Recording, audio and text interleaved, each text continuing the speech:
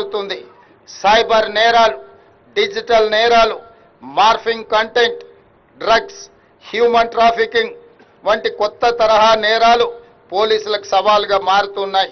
మానవ నేరాలను మించి సైబర్ క్రైమ్ వార్తలు పత్రికల్లో ఎక్కువగా కనిపిస్తున్నాయి.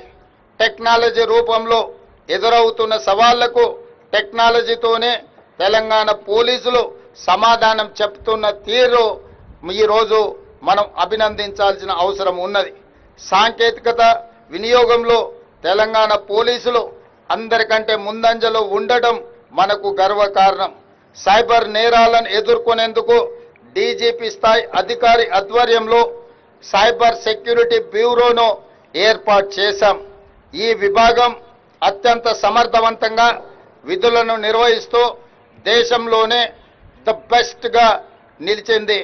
సైబర్ నేరగాళ్లను అరికట్టడానికి